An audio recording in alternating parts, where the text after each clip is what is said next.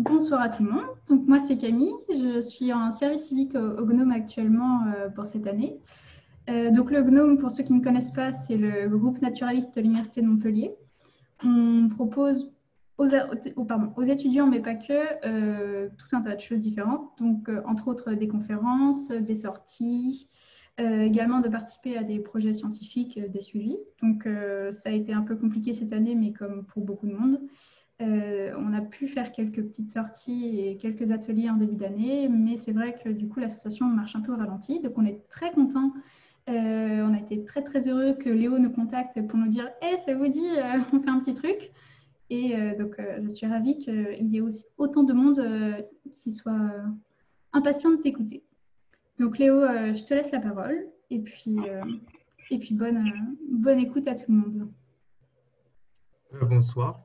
Euh, Content de tous vous voir aussi nombreux. Donc, c'est la première fois que je fais une présentation au GNOME. Je suis très impatient d'en refaire d'autres, si c'est possible. Donc, le sujet de ce soir, c'est entrevoir les émotions animales par le biais d'un biais cognitif. Et on va se concentrer sur celui de jugement. Et chez une espèce, le chien domestique. Euh, Pourquoi le chien domestique? Parce que c'est mon sujet de mémoire de thèse. Et donc, c'est un sujet sur lequel je suis à peu près confortable. Et il faut avoir en tête aussi que la recherche scientifique en éthologie, donc comportement animal, utilise d'autres biais cognitifs, donc notamment d'attention et de mémoire, mais ils sont moins bien étudiés, donc il y a moins de matériel en fait dessus. Donc, qu'est-ce qu'un biais cognitif? Donc, on a une définition de Mendel et al. D'une étude de 2019 qui dit que c'est l'influence d'un affect, donc d'une émotion en fait, sur toute une panoplie de processus cognitifs, dont la mémoire, l'attention et le jugement. C'est pour ça qu'on dit biais cognitif de jugement. Donc, il y a quelques biais, chez les humains en tout cas, enfin, on les connaît tous assez bien. Donc, il y a le biais de confirmation qui est en fait, quelqu'un va rechercher des informations ou des souvenirs qui vont confirmer les préconceptions de quelqu'un. Donc, voilà, il y a ça. Ensuite, il y a l'effet Dunning-Kruger, qui est une personne qui incarne bien ça, c'est Trump. Donc, c'est les gens sous-qualifiés. Ils pensent être les boss, en fait, dans leur milieu. Et les experts vont tendance à se sous-estimer dans leur milieu. Donc voilà, Trump, c'est plus dans le sous-qualifié. Ensuite, il y a le biais d'optimisme qui se relie un petit peu à ce biais cognitif de jugement. C'est quand une personne va sous-estimer les probabilités d'un résultat indésirable et surestimer les résultats désirables ou agréables.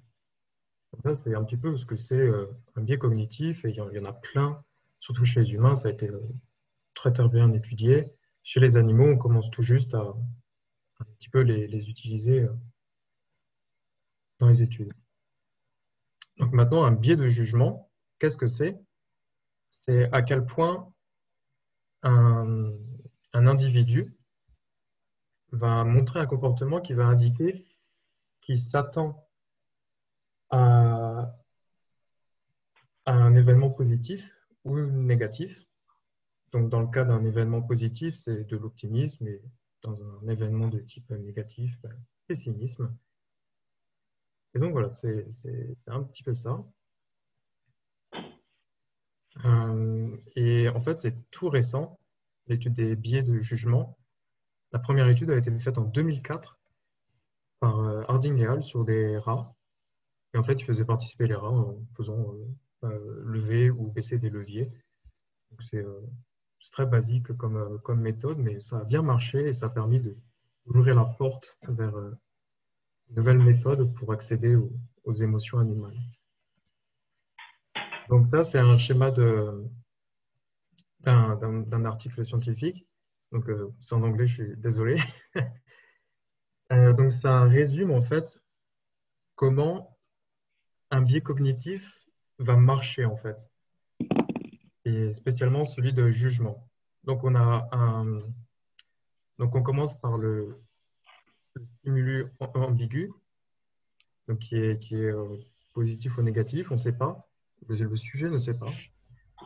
Donc ensuite, il va percevoir ce stimulus. Il va, il va ensuite l'analyser à travers plein de trucs cognitifs dont je ne connais pas les détails précis. Et en fait, à la fin, il va déterminer inconsciemment ou consciemment, ça dépendra des individus, une probabilité de l'événement en fait. Est-ce qu'il va être positif ou négatif? Et ensuite, à la fin, on aura une réponse. Et comment un tel choisit si c'est positif ou négatif? Il y a pas mal de variables en fait. Donc on a en rouge celle qui généralement nous intéresse un petit peu en éthologie, c'est l'expérience passée et les conditions environnementales. Et en fait, pourquoi c'est très intéressant?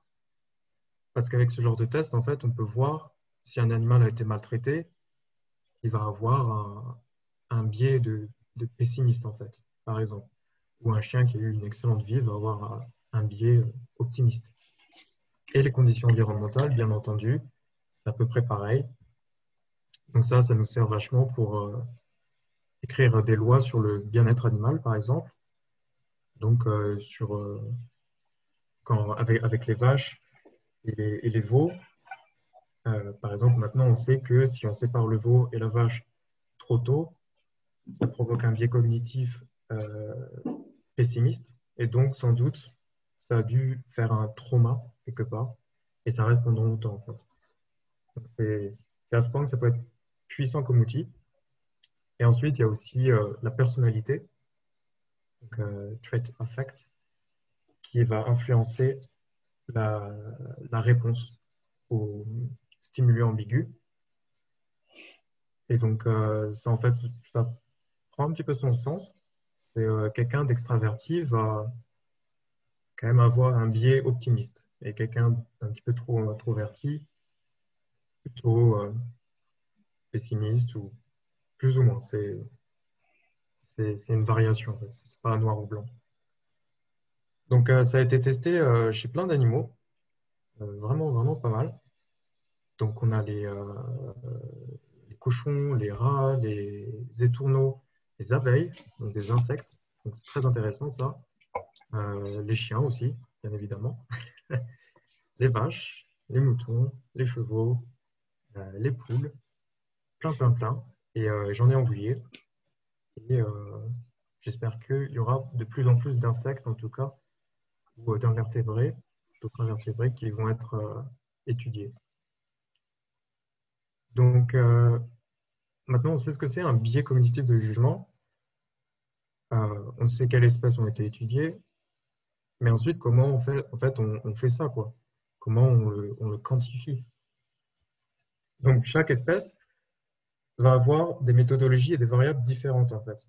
Parce qu'il faut s'adapter à l'espèce et c'est pas l'espèce qui va s'adapter à l'expérimentateur humain, quoi.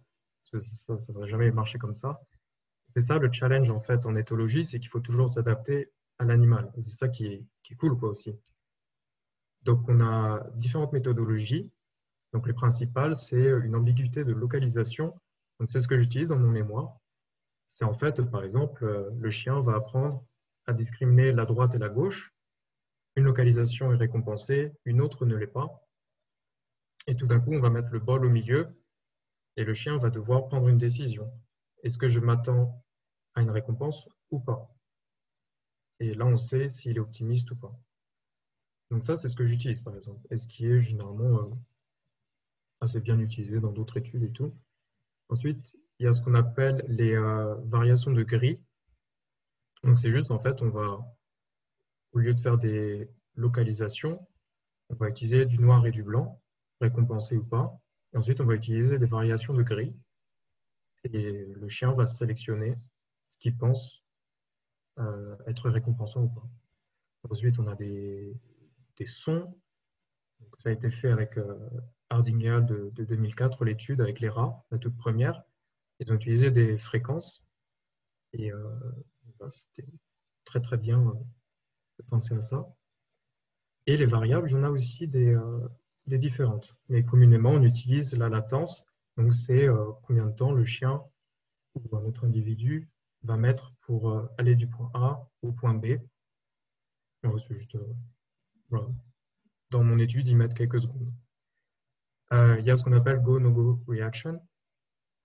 Donc, c'est en fait, est-ce que l'individu va y aller ou pas, tout simplement. On s'en fiche du temps. Ensuite, il y a des décisions dites actives. Donc, pareil dans Harding et Hall. Là, c'était une décision active parce que les rats devaient baisser ou lever un levier. Il y a plein de méthodologies, plein de variables différentes qui vont donner des résultats similaires dans la conclusion, mais des graphiques différents en fait. Donc, faut jouer sur ça en fait quand on étudie. C'est là toute la complexité en fait, c'est de bien choisir la méthodologie et la variable. Donc ensuite, comment on fait en pratique pour mettre en œuvre une telle expérience en fait. Donc on va prendre un cas d'exemple avec une étude de Bateson et al. De 2011, donc assez récent en fait, sur l'abeille. D'abord, première étape, ils ont entraîné les abeilles à connecter une récompense, donc le miel, donc, honey, à une certaine couleur de fleur et qui a une odeur aussi. Et ensuite, il y a une autre fleur qui, elle, est jaune. Et elle, par contre, elle n'a pas de récompense. C'est plutôt un truc aversif qui, les abeilles savent qu'il faut jamais y aller, quoi, en fait. Donc, c'est une récompense et une punition, entre guillemets,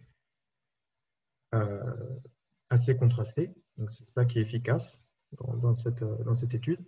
Donc, ensuite, dans la manipulation, ils ont pris deux groupes. Donc, ils ont pris le groupe pour l'expérience en elle-même. Donc, 50% de la population d'abeilles ont été secouées en fait, dans un bocal. Pas trop violemment, quand même. On respecte les abeilles. Et ensuite, 50% de l'autre population ont juste été mis dans un pot et ils n'ont pas touché, en fait. Et ça, c'est le témoin, en fait. Ils vont comparer les deux groupes pour voir l'effet de secouer, en fait, si ça provoque un état d'anxiété. Donc, c'était le but de leur sujet. Mais nous, on utilise cette étude juste pour voir comment quelqu'un peut créer une étude comme ça. Donc, ensuite, il y a la phase 3 qui est le test. Donc, nous avons le positif, donc la fleur rouge, et nous avons le négatif, donc la fleur jaune. Et ensuite, on a toute une variation. Donc ça, si vous vous en souvenez, c'est les variations de gris, entre guillemets. Ils ont juste changé la couleur de la fleur. Donc celle-là, c'est au milieu. Celle-là, c'est proche du récompensé, proche du négatif. Et en fait, ensuite, ils vont passer tous les individus et ils vont voir quelle est la proportion d'individus qui vont utiliser le proboscis. Donc, c'est la langue des abeilles, en fait. Donc, en fait, les abeilles vont utiliser cette langue, le proboscis, pour récolter le nectar, dans ce cas, le miel. Et du coup, ils ne vont pas l'utiliser quand c'est une fleur dite aversive, quoi, en fait. Donc là, on a les résultats, en fait, à quoi ça ressemble de façon brute. Donc, les études comme ça. Donc, d'un côté, on a la réponse comportementale, c'est la proportion des abeilles avec l'extension du proboscis. Donc, on a, avec les ronds gris, le contrôle, donc ceux qui n'ont pas été secoués, donc ceux-là, qui, eux, ils vont montrer une réponse Donc, à peu près 70% d'entre eux, en fait, utilisent leur propre 6. Et ensuite, ça descend jusqu'à peu près ouais, 30-35% pour la fleur jaune, celle qui est aversive. Et en fait, on peut voir que au niveau du groupe, il y a une différence pour ceux qui sont pour les fleurs dites ambiguës. Donc en fait, celle qui est proche de l'aversif, la fleur un petit peu moins jaune, elle est hautement détestée en gros par les abeilles. Et ensuite, on a l'autre groupe, donc ceux qui ont été secoués, ceux-là, qui eux ont une réaction quand même un petit peu plus sévère. Donc en fait, ici, du positif au milieu, c'est à peu près la même chose, parce qu'on peut voir que les variations en fait se chevauchent. Donc ça veut dire que c'est pas significatif, quoi. Il y a quelques différences, mais pas trop. Et en fait, là où il y a une différence, c'est pour celui qui est proche du négatif et du négatif en lui-même. On peut voir que ceux qui ont été bousculés ont une réponse plus négative envers les indices dits négatifs ou proches du négatif. Et ensuite, ils ont essayé de corréler ça avec des prises de données physiologiques. Et en fait, pourquoi ils ont fait ça? C'est parce que généralement, il y a peu de gens qui croient ou qui veulent donner des capacités dites émotionnelles aux insectes et tout. Donc, en fait, on fait des données physiologiques pour convaincre plus que par besoin euh, d'autres scientifiques et tout, qui sont un petit peu plus sceptiques, en fait. Donc, en fait, ils ont pris de la dopamine, de l'octapamine, qui est l'équivalent de la norépinéphrine chez l'humain, à peu près l'adrénaline, enfin, voilà. Euh, le TA qui est tyramine, mais ça, je dois vous avouer, je ne sais pas du tout ce que c'est. Et le 5-HT qui est la sérotonine. Et on peut voir que en fonction des deux groupes, il y a quand même une grosse différence en fonction de ces hormones. On peut voir que ceux qui ont été bousculés ont une baisse dans toutes les hormones, sauf la tyramine. Et donc, ça veut dire quelque chose, quoi. Ça veut dire qu'en fait, ils ont les bousculés, ça a provoqué un stress, en fait. Et en fait, on peut le voir avec ce graphique-là, en déduire que ces abeilles ont eu un état émotionnel de type anxiété à cause de la manipulation. Donc c'est très bien comme étude, c'est très clair et ça permet de comprendre comment on peut tirer des conclusions à partir de graphes comme ça. Donc ensuite, ça c'est un schéma un petit peu général de comment quelqu'un amène à créer de A à Z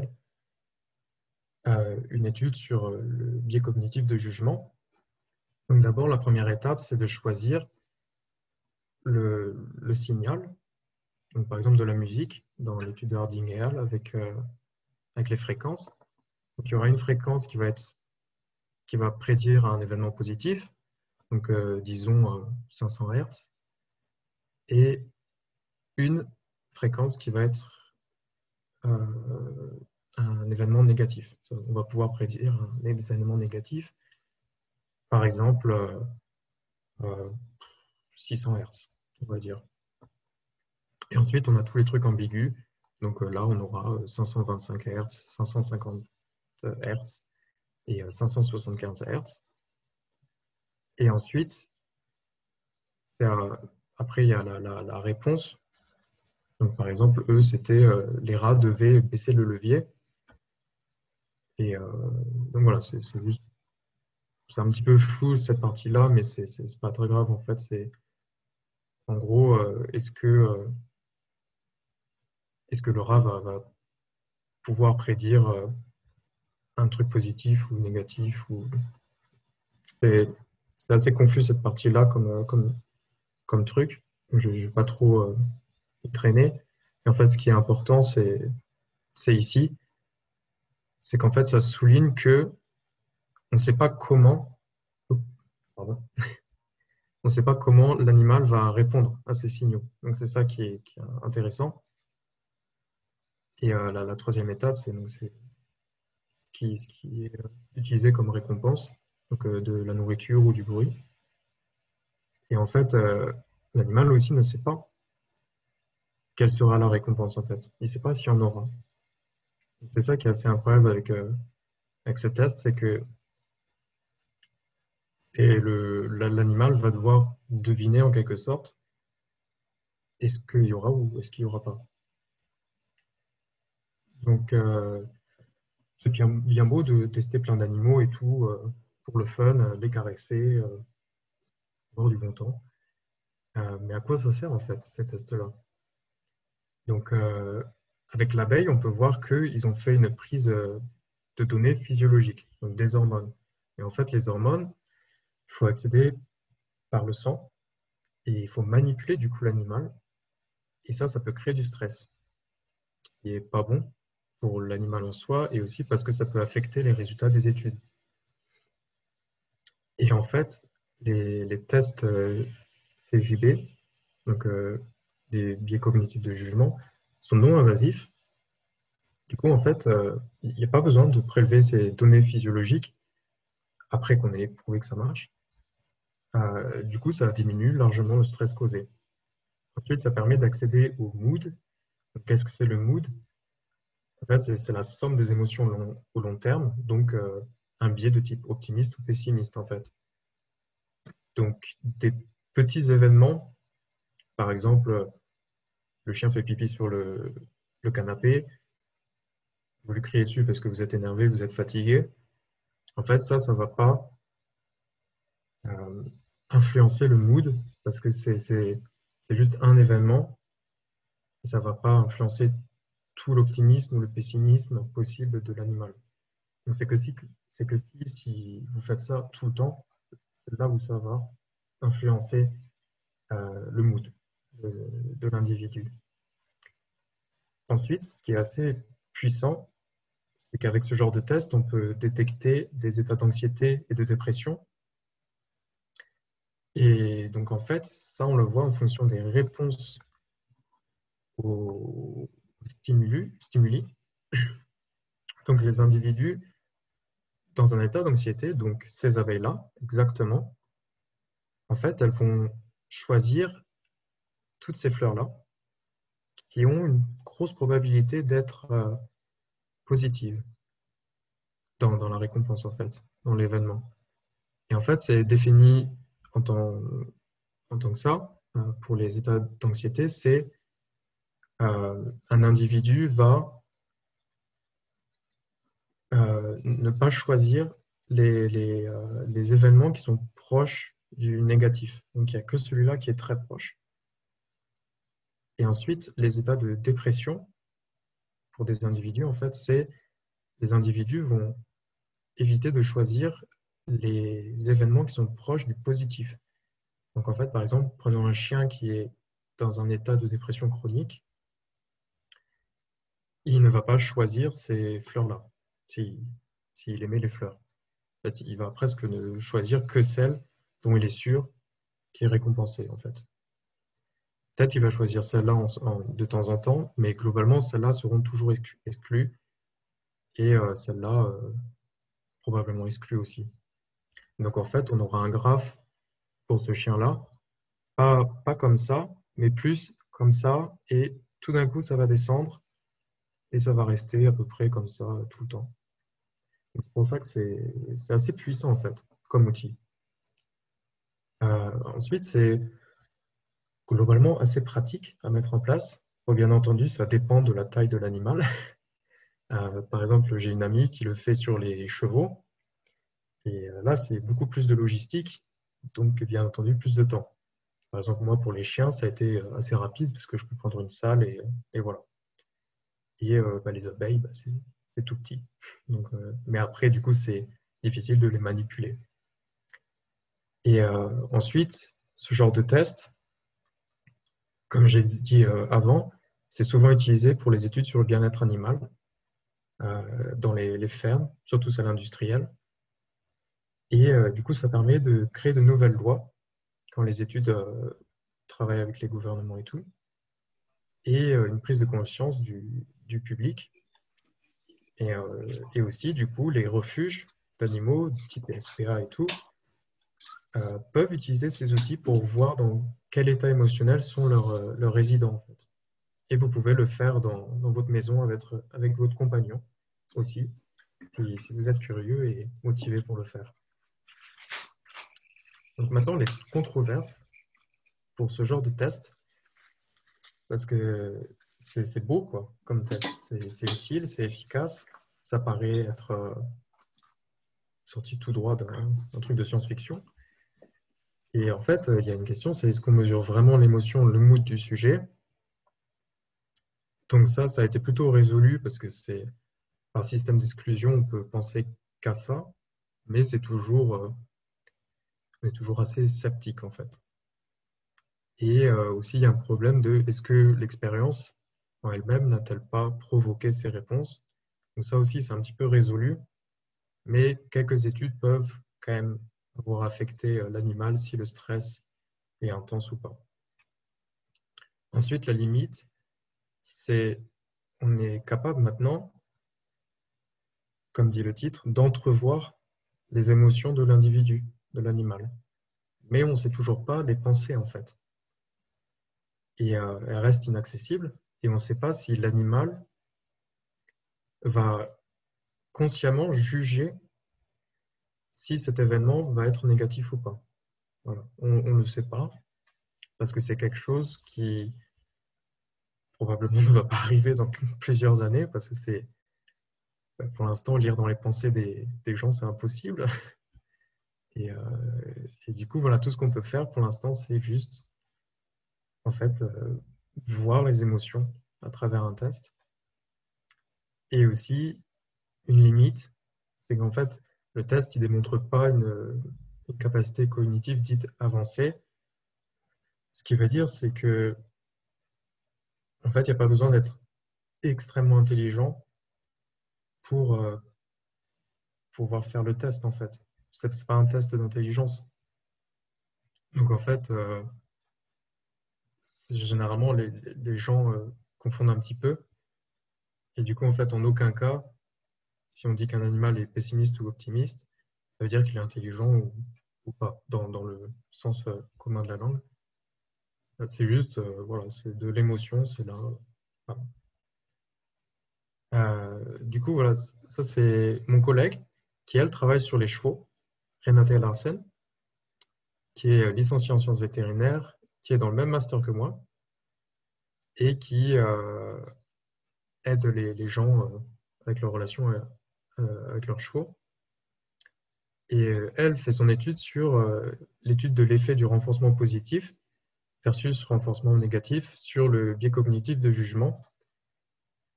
Et donc voilà, en fait, elle a des challenges qui sont différents parce que l'espèce est différente.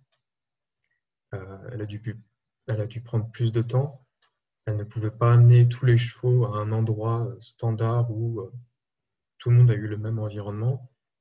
Donc c'est beaucoup plus de difficultés et c'était pour un petit peu illustrer que voilà, même si ça fait depuis 2004 qu'on connaît ce test, c'est quand même dans les balbutiements, il y a toujours des difficultés, des espèces pour laquelle ça va être difficile de tester. Et voilà, pour lui faire un petit peu de pub aussi, parce qu'elle le mérite.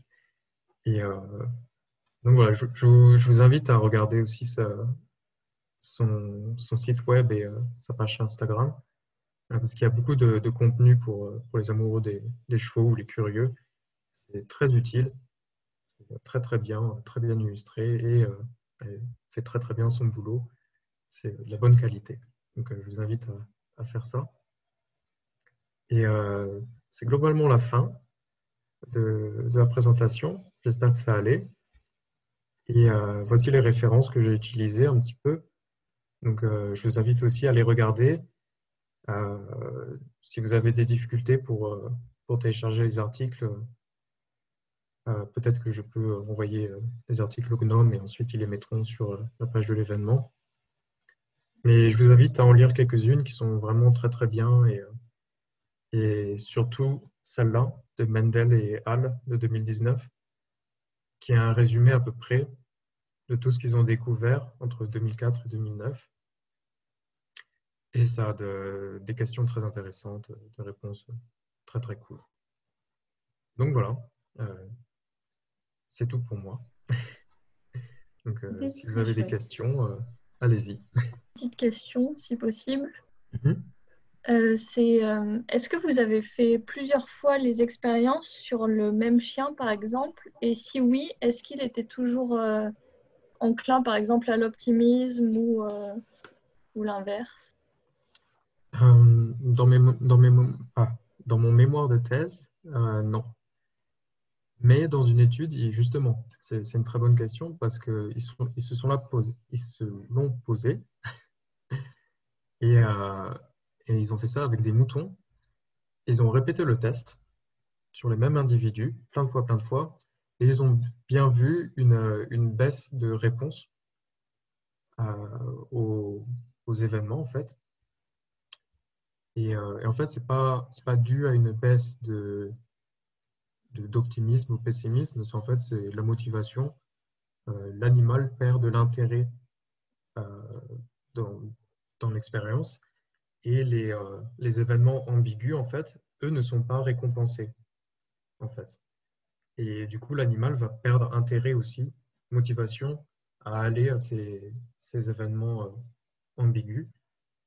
Et donc, en fait, généralement, c'est ça qui est assez difficile, c'est qu'en fait, on a une seule chance, il faut bien la saisir. Et voilà, en fait, qu'un seul essai et il ne faut pas se foirer. Donc voilà, j'espère que Et ça là, répond. par exemple, sur les moutons, ils ont fait plusieurs fois d'affilée avec très peu d'intervalle entre chaque, mais est-ce que, par exemple, je ne sais pas, attendre 2 semaines entre chaque test pour voir du coup si sur le long terme, il a toujours la même inclinaison psychologique, enfin peut-être pas Hmm. psychologique, mais de biais cognitifs. Eh bien, si son environnement reste le même, probablement ça va rester le même, le biais. Ça va rester optimiste ou pessimiste.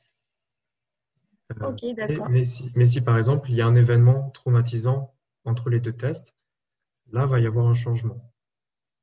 Parce qu'un même si c'est un seul événement, s'il est de type traumatique, c'est assez fort pour induire un biais quand même important. D'accord, merci beaucoup en tout cas même pour Voilà, la présentation. plaisir. Bonsoir. Bonsoir. J'ai aussi une question. Donc, les chiens, tu en as testé combien et d'où venaient-ils en fait? J'en ai testé 19 et je les ai D'accord. recrutés via une page Facebook de dog sitting en fait. Donc je leur ai juste demandé s'ils étaient intéressés pour participer. Ils ont dit oui. Ils sont venus dans le laboratoire, plus Mhm. une salle lugubre, mais voilà.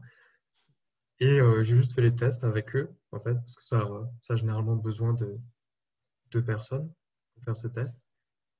Et voilà, 19 chiens, ce qui est ce qui est suffisant euh, pour avoir des tests statistiques, donc les graphiques et tout, Ah ouais, il est bien.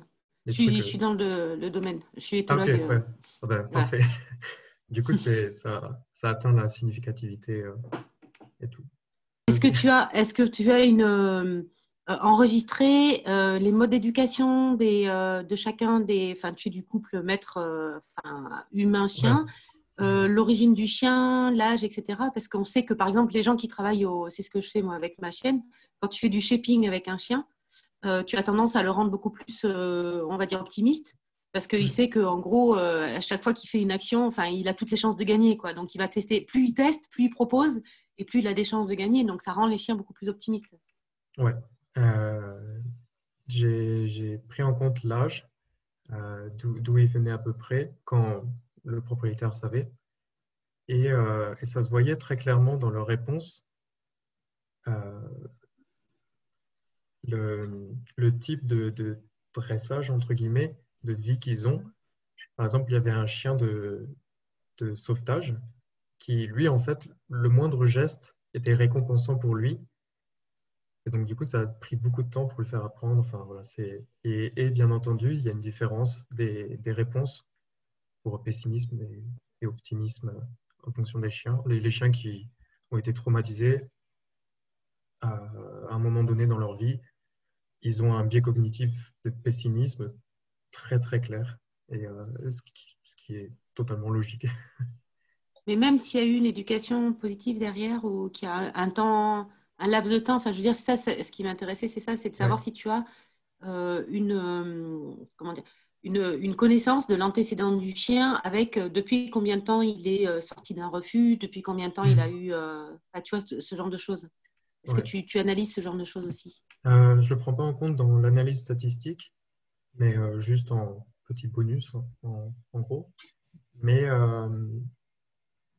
généralement, en tout cas, les propriétaires que j'avais, leurs chiens étaient avec eux, enfin, ils les avaient depuis qu'ils étaient tout petits, les chiens.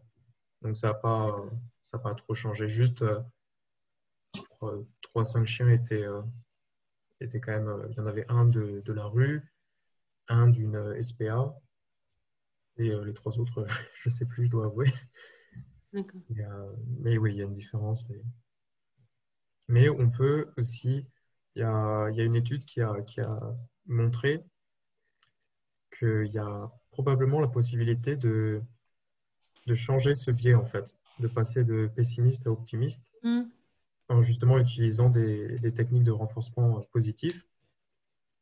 Donc, bon, cette étude a quelques défauts qui ne permettent pas de conclure définitivement 100%, c'est ça.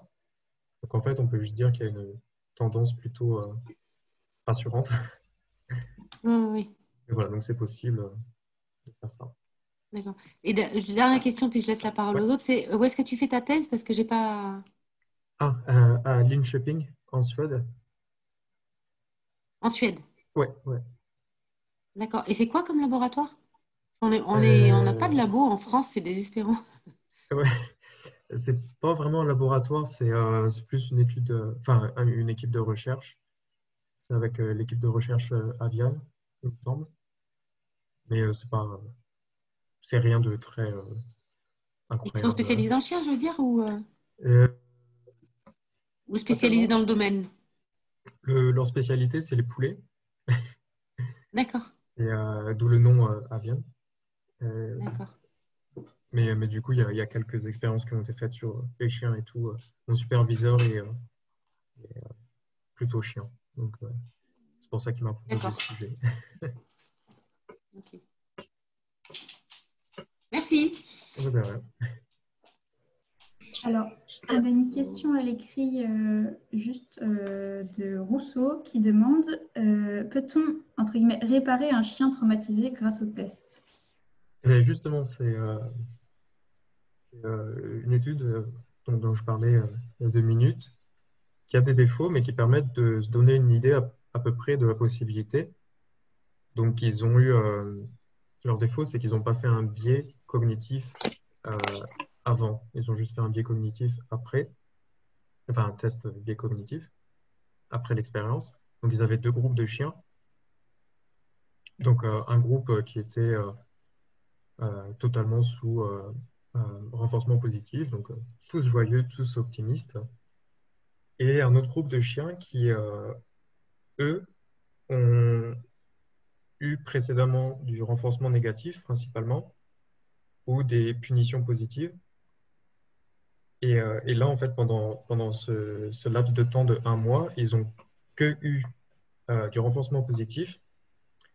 Et le test a démontré que ce groupe de chiens de renforcement négatif avait le même biais cognitif que les chiens renforcement positif, donc plutôt optimistes.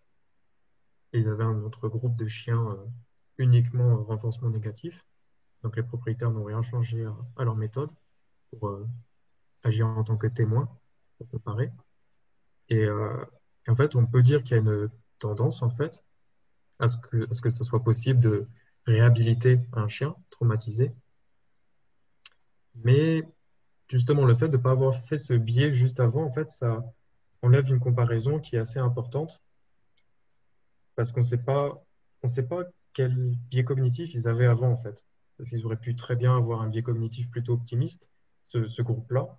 Par hasard, ce groupe-là était, ils étaient tous optimistes, tu vois. Ça peut arriver. Et en fait, on ne peut pas trop conclure 100%, mais on peut espérer que ça marche bien. Ça a l'air de bien marcher. Mais il faut avoir en tête que un trauma chez un chien, ça peut être difficile quand même à soigner, tout comme chez les humains. Et c'est pas avec des croquettes que ça va marcher. Ça a besoin de plus de travail en profondeur, plus de temps. Euh, les traumas légers, enfin, tu vois, les petites punitions, les propriétaires qui savent pas trop s'y faire avec les chiens, là, faire des récompenses, ça marche bien parce que c'est léger, entre guillemets. Mais un trauma profond, là, il faut aller voir des spécialistes euh, qui vont faire du travail vraiment en profondeur. Mais du coup, avec ce test, tu peux éventuellement voir avant-après. Voilà. Alors, il y avait deux autres questions. Il y a Laurie qui te demandait si tu pouvais parler un peu de ton parcours universitaire. Alors, j'ai fait une licence à Paul Sabatier à Toulouse en BOP, donc biologie des organismes, population et écosystème. J'ai fait mes 2 premières années à Toulouse. Ensuite, j'ai fait un Erasmus en Finlande, à Oulu, qui était en écologie aussi, mais qui était vachement plus fun parce qu'il y avait de la neige et il faisait froid. Et, euh, et directement après cette année d'Erasmus, j'ai choisi de rejoindre ce master d'éthologie appliquée et biologie animale à Linköping en Suède. Donc j'ai terminé ma M1, ma première année, et là je suis en M2, donc en train de travailler sur mon mémoire. Est-ce que les chiens sont d'emblée positifs, enfin, avant un cas de maltraitance ou voilà. Je sais pas. Mon cœur me dit de dire oui, parce que les chiens c'est les meilleurs. Mais franchement, honnêtement, je sais pas. Je dirais que, enfin, normalement, quand tu nais, tu es totalement vierge d'idées. Il n'y a aucun biais, parce qu'il n'y a aucune expérience en fait avec laquelle ton cerveau peut comparer une nouvelle situation. Donc c'est ça en fait, un biais cognitif de jugement. En fait, si tu vois quelque chose qui est ambigu, un événement qui te rappelle quelque chose, mais qui reste ambigu, tu ne sais pas trop si c'est positif, négatif, en fait, ton cerveau, cognitivement et émotionnellement, il va puiser dans ses expériences passées et il va se dire, quand ça ressemblait à ça, c'était plutôt négatif, la résultante. Donc, méfie-toi, n'y va pas. Ou l'opposé, avant, tout s'est très bien passé, du coup, je vais y aller. Euh, Par exemple, des nouvelles personnes. Ce biais, généralement, peut s'appliquer à ça. Par exemple, si tu as une personne, quand tu avais 5 ans, qui avait les cheveux violets, qui t'a foutu une claque, et ben, la prochaine fois que tu vas voir quelqu'un avec les cheveux violets, tu vas avoir un biais de jugement type pessimiste, parce que tu vas te dire, cette personne va essayer de me claquer, quoi. Et au contraire, quelqu'un avec les cheveux rouges, qui t'a donné, je sais pas, un Oreo, et ben, la prochaine fois que tu vas en voir une, ben, tu vas te dire, yes, prochaine récompense. Voilà. Bonsoir, j'avais une question. En fait, moi, je suis étudiante en L3 en L2, pardon, en EBO, donc études des biologie, organismes, enfin tout ça. Mhm. Et j'adorerais vraiment travailler en éthologie. Enfin, ce serait vraiment le but pour moi de mes études. Mais j'ai un peu peur parce que je me dis, enfin, je me demande quels sont les débouchés après les masters, après les doctorats, surtout qu'en France, bon, c'est pas trop ça. Et je m'interroge, du coup, vous, pourquoi vous avez fait, enfin, outre que vous aimez sûrement les animaux, pourquoi vous avez fait ça et... Euh, alors, pour les débouchés, ouais, je dois t'avouer, je vais être honnête avec toi, c'est pas la folie. Ouais, On part plus sur du chômage Ouais, c'est ce que j'ai entendu. Mais voilà, c'est généralement, la plupart du cas, des cas, c'est de la recherche que tu vas faire si tu aimes bien. Tu peux travailler dans les zoos. Ça peut t'aider à avoir un poste dans une clinique vétérinaire, un centre de réhabilitation d'animaux. Après, c'est pas dit officiellement que ça peut t'aider, hein. C'est juste généralement, si tu as des expériences en psychologie animale ou éthologie, ça aide beaucoup parce que du coup, tu peux aider, par exemple, les assistants et assistantes vétérinaires à prédire des attaques ou des agressions d'animaux. Parce Ok, qu'ils ont peur, en fait, dans une clinique. Donc, ils vont montrer des signes que toi, en tant qu'éthologue, tu vas être plus sensible à ça, en fait. Parce que tu vas être formé dessus. Euh, voilà, un exemple pratique. Sinon, tu peux créer ton propre business. C'est ce que mon ami Renate Larsen a fait. Du coup, je vous invite à aller voir parce oui, que c'est j'allais vraiment voir très bien. Ouais, son Instagram. c'est vraiment très bien. Donc voilà, c'est assez limité en termes de débouchés, mais c'est généralement des gens assez passionnés, donc c'est ça qui est cool. Et c'est un milieu de recherche qui est quand même assez cool parce que ça démonte toutes ces préconceptions que les gens ont des animaux. Parce que tu sais, généralement, tu as la séparation humain-animal, alors qu'il n'y en a pas, c'est une continuité. Et du coup, ils prêtent aux humains toutes les capacités cognitives dites supérieures et rien pour les autres animaux.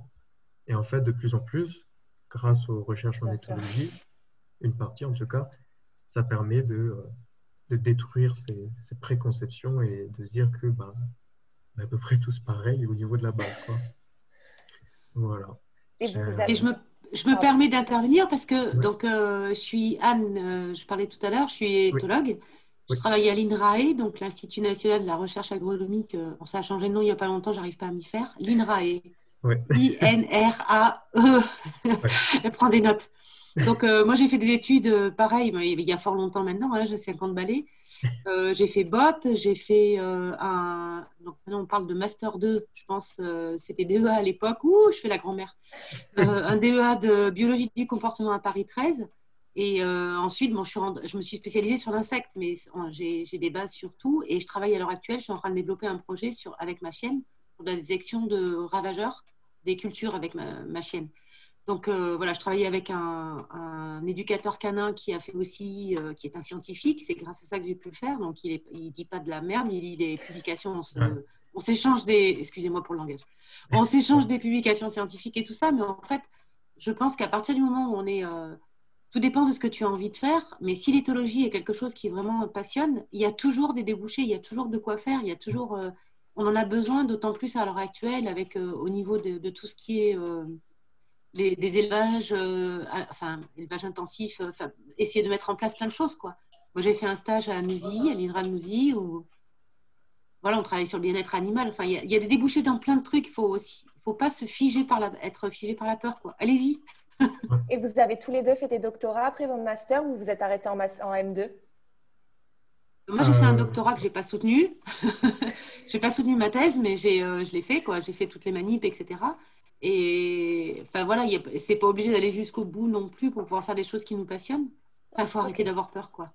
Si on est passionné, faut y aller, faut foncer. ok. Ouais, Merci. franchement, si tu aimes beaucoup ce sujet, je te conseille d'y aller parce que c'est cool, quoi. Genre, tu as du fun tout le temps. Bon, des fois, c'est ennuyant parce que faut regarder plein de vidéos tout le temps, mais au final, ça apporte plus de positif que de négatif.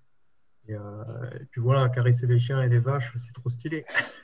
Bah, typiquement, ce que vous avez fait, moi, je trouve ça trop cool sur les chiens domestiques. Je trouve ça vraiment, enfin, j'allais dire incroyable, mais Mais du coup, ouais, franchement, vas-y, instruis-toi un max, lis tout ce que tu peux sur de l'éthologie et tout. Il y a plein de bouquins, c'est fantastique, il y a beaucoup de ressources. Et ce qui est bien avec l'éthologie, c'est que ça pique l'intérêt des gens, en fait.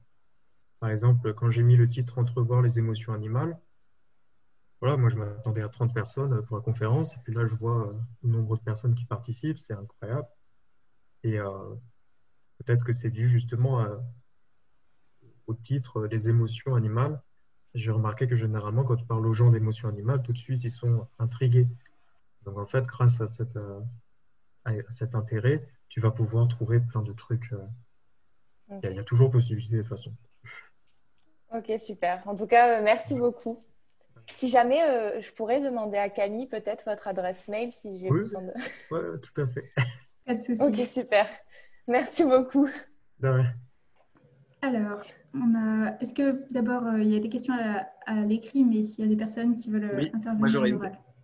Ouais, Bonjour. bonjour. Je suis en dernière année en études d'ostéopathie animale et Ouais. mon mémoire tourne un peu autour des émotions de l'animal. Le sujet, c'est comment en fait le propriétaire va impacter le fascia, donc le tissu conjonctif du corps de l'animal, Mhm. à travers comment il peut absorber, ou on suppose qu'il peut absorber une problématique du propriétaire, autant d'un point de vue physique que psychique.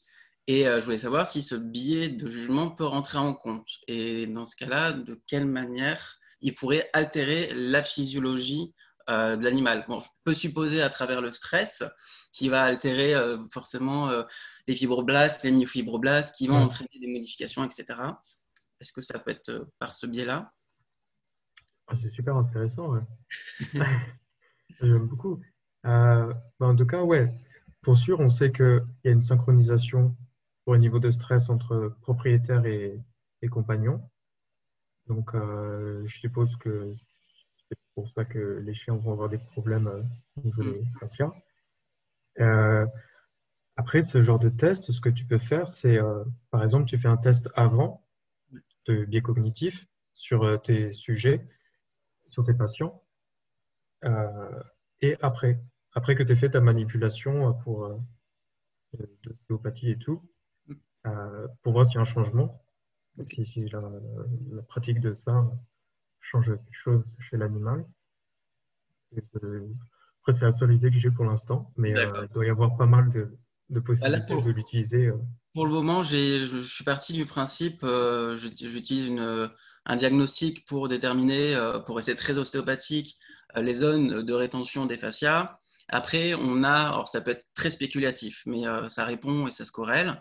On a ce qu'on appelle les questionnements des tissus.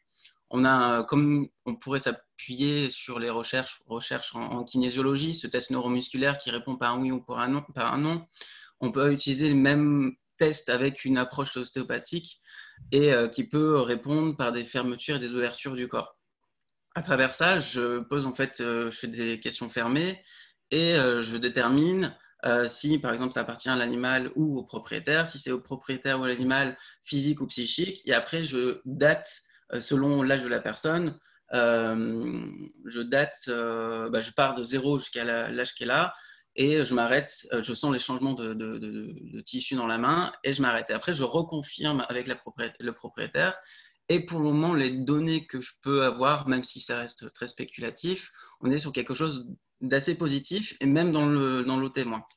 Donc, pour le moment, je vais rester sur mon protocole là, mais je vais garder en tête pour plus tard, peut-être regarder à travers le biais de jugement.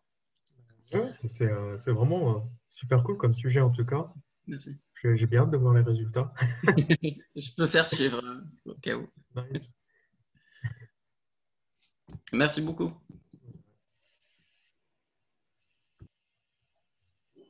J'ai une question. Du coup, c'est par rapport à ce genre de résultat.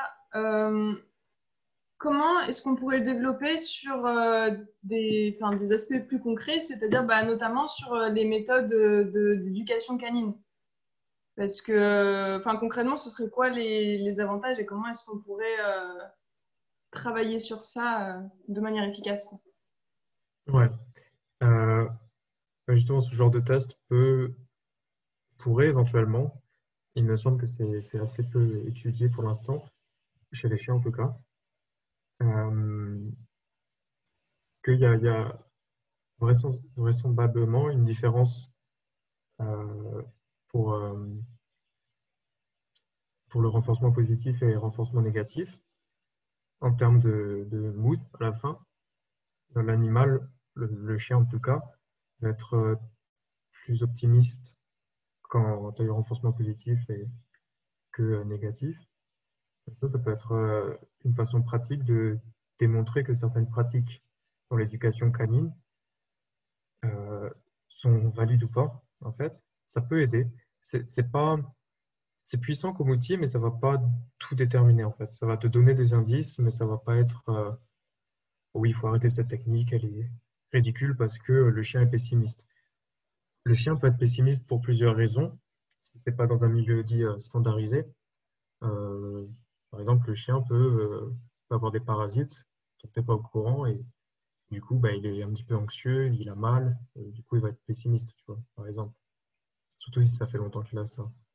Euh, du coup, ce genre de test va t'aider à comparer des pratiques, mais il va pas être le seul juge de la valeur de ces pratiques, en fait. Mais en tout cas, ça serait bien que plus de gens l'utilisent, surtout dans l'éducation canine et équine, parce qu'il y a des techniques d'éducation qui sont ignobles, quoi, enfin, qui n'ont aucun sens, comme l'idée qu'il faut être le dominant, le mâle alpha de la troupe, blablabla. Enfin, ça ne cause que du stress chez le chien, et le chien va avoir peur constamment du propriétaire, jusqu'au jour où, si le chien n'arrive pas à fuir le stress, il va attaquer. C'est comme ça que ça fonctionne en fait, l'agression. C'est s'enfuir ou attaquer. Et si on ne laisse pas le choix au sujet, à l'animal, à l'individu de s'enfuir, il n'a pas le choix d'attaquer. Et du coup, voilà, c'est des techniques traditionnelles qui sont quand même assez nulles. Voilà, tu peux les démystifier grâce à de tels tests. Mais il faut plus de tests, et toujours plus. Et je me permets pour faire suite à la question donc d'auditrice, enfin de la question précédente.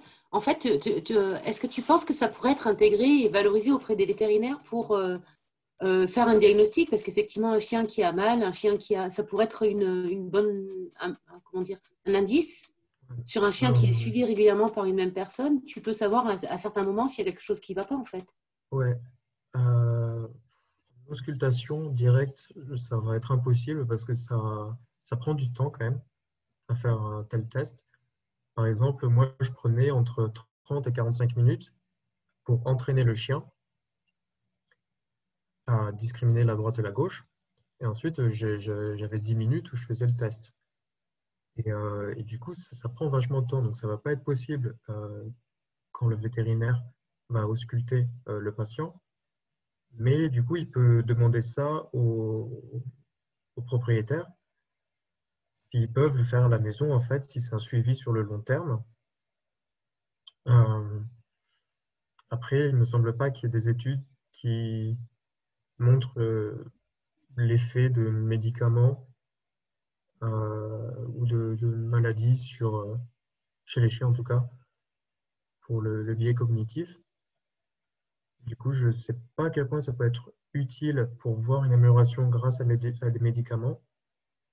Mais si c'est un suivi de type psychologique, là, du coup, ça peut être utile, je pense.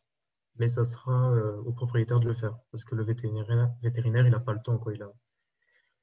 Même les assistants, ils n'ont pas le temps dans une clinique. Donc, ça pourrait être quelque chose qui serait intégré, qui pourrait être valorisé auprès des éducateurs canins, en fait. Oui. Pour un suivi du chien. Ouais, je pensais à ça précisément. Ouais. Parce que il y a beaucoup d'éducateurs canins qui sont géniaux, vraiment qui s'appuient sur de la science, qui sont prudents dans ce qu'ils font, travail fantastique. Mais il y en a d'autres qui font ça de manière traditionnelle et ça provoque des stress, des traumas qui sont pas possibles, quoi. Ça ne permet pas de faire le chien d'être heureux, quoi.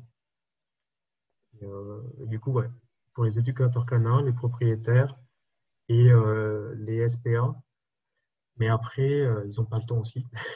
Donc, voilà. Peut-être avec des volontaires s'ils sont chauds. Du coup, pour revenir à l'éducation et comment exploiter ça en quelque sorte, d'un autre côté, un chien qui est trop optimiste, c'est un problème parce que, par exemple, il va aller voir chaque personne qui se croise dans la rue, sauf qu'il y a certaines personnes qui ont peur et qui n'ont pas envie de voir un chien qui s'approche d'eux. Et dans certains cas, avoir un chien pessimiste correctement, enfin, si on arrive à mettre le curseur à un bon endroit, c'est un bon avantage aussi. Ouais, ça dépend de l'environnement du chien. Euh, une fois de plus, le problème vient pas du chien, mais de l'être humain, euh, comme à peu près toutes les problématiques avec les éducations canines. Mais ouais, alors si un propriétaire vit dans un environnement qui est quand même assez sympathique, par exemple en Suède, vraiment, c'est très rare les gens qui vont agresser un chien de quelqu'un comme ça, de nulle part. Mais bien entendu, il y en a qui ont peur de chiens qui s'approchent. Et là, c'est le problème de l'humain. Là, le chien, c'est pas sa faute. Lui, il veut juste renifler des gens. Ce qu'il faut qu'il fasse, parce que c'est un besoin primaire, quoi. Enfin, c'est un besoin comportemental. Mais par exemple, si un chien va être dans un environnement où les chiens vont être possiblement tapés comme ça, pour aucune raison, euh, ben là, le chien va développer de façon un pessimisme profond, quoi. Et c'est pour ça, d'un point de vue évolutif, un biais cognitif, c'est vachement utile. C'est ce qui permet de survivre. Euh, et c'est pour ça qu'on en a développé. Donc on sait chez les humains à peu près tous les biais cognitifs possibles. Chez les autres animaux, c'est un petit peu le balbutiement, donc on ne sait pas trop combien. Mais a priori, enfin, je vois pas pourquoi ça serait réservé que aux mammifères, les cognitifs de jugement, et pourquoi pas tout le règne animal, quoi. Ça prend son sens au point de vue évolutif, c'est utile, c'est de la survie. Voilà. Donc, du coup, en fonction de l'environnement, tu auras des biais différents. Et dernière chose, que Oui. je ne connais pas trop non plus, c'est du coup comment est-ce qu'on pourrait développer la communication des études scientifiques par rapport à ça? Parce que j'imagine que parmi les propriétaires de chiens, ceux qui font appel à un éducateur canin, c'est une minorité. Déjà, c'est bien qu'ils le fassent, mais s'ils tombent sur un professionnel qui a des méthodes has-been, ils vont l'écouter, ils vont lui faire confiance et ça cause plus de problèmes après, quoi. Ouais. Ben, ça, c'est un problème à large spectre, la communication entre la science brute et les gens qui font pas de la science, parce que c'est même entre scientifiques, des fois, les papiers, enfin, moi, des fois, je les lis, mais j'ai aucune idée de ce dont ils parlent, hein, parce que c'est dur, quoi, en fait. Et bien entendu, il faut plus de médiateurs pour transmettre ce savoir. Ouais,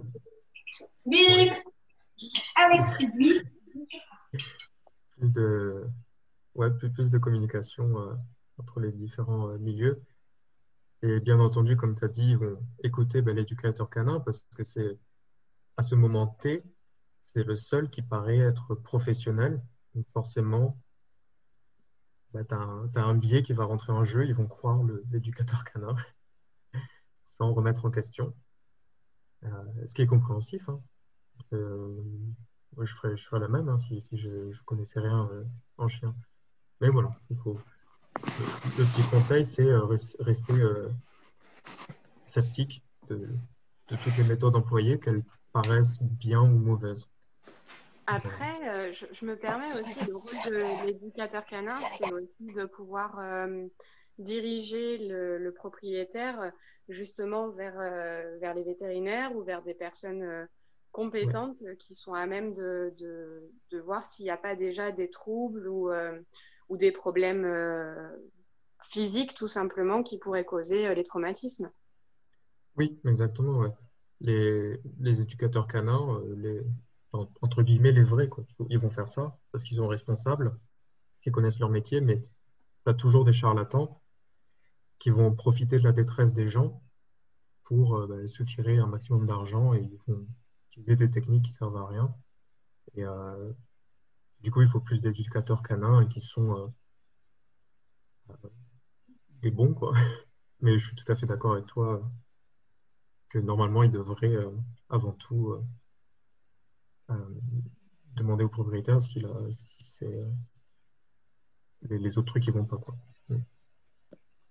Ouais, et je suis totalement d'accord. Et je voulais savoir, parce qu'il y a une notion là qui est de plus en plus ambiguë justement sur le sujet des éducateurs canins et des comportementalistes. Quel est ton point de vue par rapport à ça? Est-ce que c'est le même corps de métier? Est-ce qu'ils ont des directions de travail qui sont différentes? Est-ce qu'ils sont complémentaires? Alors, pour être honnête, je ne sais pas du tout la différence entre un éducateur canin et un comportementaliste. Mais dans ma tête, pour moi, un comportementaliste, c'est juste quelqu'un qui s'intéresse au comportement, qui étudie le comportement. Mais après, je ne sais pas du tout. Pour moi, ça devrait être la même, mais je ne sais pas du tout la différence professionnelle entre les deux corps de métier, honnêtement. En fait, si je peux apporter un truc, Ouais. ça dépend beaucoup de l'intégrité de la personne qui met sur son site ou sur sa carte de visite comportementaliste éducateur canin. Il y Ouais. a des gens qui parlent de comportementaliste parce que les formations ne sont pas du tout homogènes en France, en tout cas. Il y a de tout et de n'importe quoi. Je crois qu'il faut... bah, il y a une petite formation de quelques mois suffit pour devenir éducateur canin. Je pense qu'il suffit d'avoir un stage quelque part pour pouvoir marquer, où il y a un peu comportement, pour pouvoir marquer comportementaliste. Donc en fait, il n'y a rien de standardisé encore en France là-dessus. Ouais. Et comportementaliste, normalement, ça devrait être un gage de quelqu'un qui a fait une démarche supplémentaire, qui n'a pas fait juste une formation d'éducateur canin qui est nulle, naze. Il y en a plein qui sont, mais c'est n'importe quoi. Enfin, on n'apprend Ok. rien, quoi. Donc voilà. Il faut vraiment se renseigner sur le CV de la personne et discuter avec les gens pour en savoir plus, quoi. Ça n'a pas Oui, vraiment de sens. Le mot en ouais. lui-même n'a pas de sens, Oui, Ok. oui, bien malheureusement. sûr. Bah, ça, on est bien d'accord qu'il y a des formations qui sont à l'appel, à distance, sur un métier qui est quand même de terrain. Après, voilà, pour moi, c'est un éducateur canin, c'est quelqu'un qui a fait une formation avec le BP canin, le brevet professionnel d'éducateur canin. Il y a Céline qui met un Ok. commentaire et qui dit que moins que ça, il suffit d'avoir l'ACACED qui s'obtient en 2 jours. Ah. Ok, ouais. Et du coup, je pense que la réponse y est. Du coup, merci Yann et pour le commentaire aussi. Ouais. Alors, on a pas mal de questions à l'écrit. Je laisse Ouais. les personnes, s'il y en a encore, peut-être qui veulent... Bon, je vais déjà dire, donc il y avait Céline qui posait la question, donc c'était de savoir combien de temps dure la phase d'entraînement de tes chiens. Donc tu l'as plus ou moins répondu, c'était Ouais. 30-45 minutes, tu disais? Ouais, 30-45 minutes en moyenne par chien. Ça, c'est la phase d'entraînement. Et ensuite, un test complet, grosso modo, c'est 1 heure par chien. Mais j'ai eu des chiens où ça durait 2 heures et demie parce qu'ils étaient très peu motivés. Et du coup, il fallait juste y aller lentement, et, voilà, dans le respect du sujet. Ok, merci bien. Donc il y a d'autres questions. Il y a une question qui était posée à plusieurs reprises. C'est est-ce que tu pourrais donner quelques exercices à mettre en place chez soi pour les propriétaires de chiens pour savoir justement, pour tester l'optimisme ou le pessimisme de son animal? Ok. Du coup, je vais utiliser le diapo. Du coup, on peut reprendre cet exemple des abeilles. Donc, par exemple, vous vous mettez dans votre salon et, vous allez utiliser un bol, toujours le même. Et par exemple, vous allez le mettre à droite de la pièce avec une récompense, par exemple.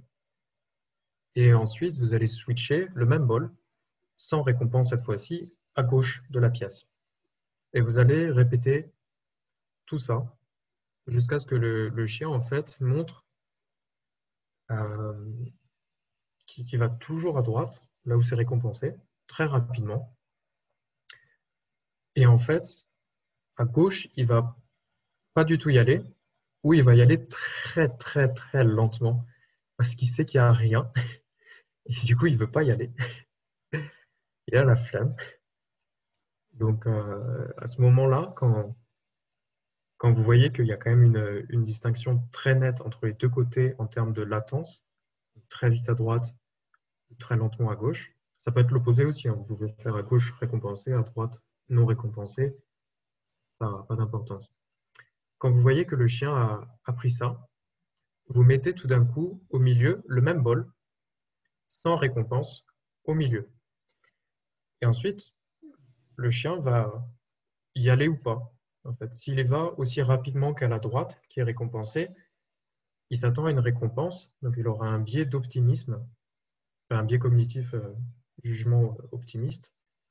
Et s'il va aussi lentement qu'à la gauche, ou s'il n'y va pas du tout, il sera pessimiste, parce qu'il ne s'attend pas à une récompense. Et donc, par exemple, vous pouvez mettre les bols à une distance de... moi, dans mon étude, j'utilise 6 mètres de distance, équidistant, donc milieu, droite, gauche. Et voilà, vous vous positionnez au point de commencement. Vous mettez le chien entre vos jambes, si ça ne le dérange pas. Si ça le dérange, vous le mettez sur votre côté. Et juste, vous le maintenez tranquillement, délicatement. Et ensuite, vous dites un mot, genre vas-y. Et vous relâchez juste les mains. Vous ne poussez pas, vous pincez pas, enfin juste vous relâchez les mains. Et le chien va décider en fait. Et ce qui prend le plus de temps, ça va être l'apprentissage droite et gauche, généralement. Il y a des chiens, ils le font très rapidement. Des chiens, en 10 minutes, c'est fait, ils ont appris. Enfin, voilà. Et du coup, vous pouvez mettre après en place l'événement ambigu, le même bol au milieu. J'espère que c'était clair. Mais peut-être que je peux dessiner un schéma et le mettre sur la page de l'événement après. Avec plaisir. Du coup, c'était Fanny qui... Pardon. Oui. Oui, j'allais dire attention parce qu'il y a donc il y a le Family Dog Project qui est à Budapest, qui travaille beaucoup. C'est un laboratoire spécialisé sur le chien qui a montré que le chien avait des préférences pour le nord. Donc la sensibilité du chien au... Mais c'est quoi? C'est pas électromagnétique, enfin le magnétisme ou l'orientation magnétique de la Terre. Donc si on fait gauche-droite, il peut y avoir un biais qui est induit par l'orientation nord-sud ou est-ouest. Voilà, à regarder. Okay, ouais. Voilà, à prendre en considération. Tu connais le Family Dog Project? Pas du tout, j'en ai jamais entendu parler. Ouais. Ah, franchement, je l'écris. C'est Family Dog Project, c'est le laboratoire, c'est un des plus grands laboratoires mondiaux de travail sur le chien. Ils ont une tonne de publications, enfin c'est génial. Ah ben, fantastique, voilà. Merci beaucoup. Bon, de rien. Et ouais, du coup, ils ont testé aussi en même temps dans leur papier s'il y avait une différence, s'il y avait un effet fonction de la droite et de la gauche pour les bols, pour la localisation en tout cas. Et ils avaient vu qu'il n'y avait pas de différence très frappante. Donc, a priori, après, je ne sais pas si le champ magnétique il l'affecte autant, mais ce serait cool de voir. Du coup, si vous voulez vous lancer, soyez très rigoureux, vérifiez bien l'orientation de votre maison, ensuite lancez le truc et vous donnerez les résultats à Léo. Voilà. Excusez-moi, je dis encore parce qu'il y a des chiens qui sont gauchers et des chiens qui sont droitiers. Donc, il y a des chiens qui préfèrent la gauche et des chiens qui préfèrent la droite. Ouais, exactement, ouais. Du coup, pour rebondir, donc il y avait une autre question aussi sur est-ce que la gourmandise peut impacter? Parce que du coup, si la récompense, par exemple, c'est des croquettes, est-ce que la gourmandise du chien peut avoir un effet? Oui, ouais, je l'ai vu avec certains des sujets. Il y en avait, ils étaient totalement insensibles aux croquettes et on devait utiliser des saucisses pour la récompense. Et là, ça y allait. Hein. Par contre, là, ils étaient contents. Voilà. Mais du coup, c'est plus drôle que négatif, quoi. C'est juste, après, bien entendu, il y a des chiens qui vont perdre la motivation plus rapidement que d'autres. Et ça, c'est l'individu, donc on ne peut pas tirer globalement de trucs généraux, quoi.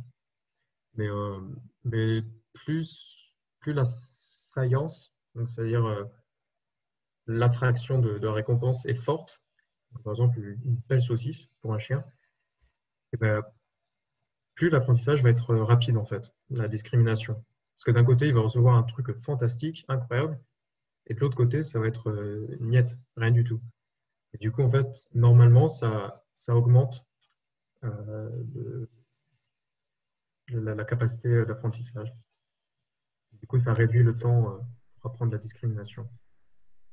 Et du coup, dans le même ordre d'idée, est-ce que c'est possible de travailler avec un renforçateur secondaire comme la balle ou un autre objet que le chien affectionne particulièrement, plus peut-être que la nourriture?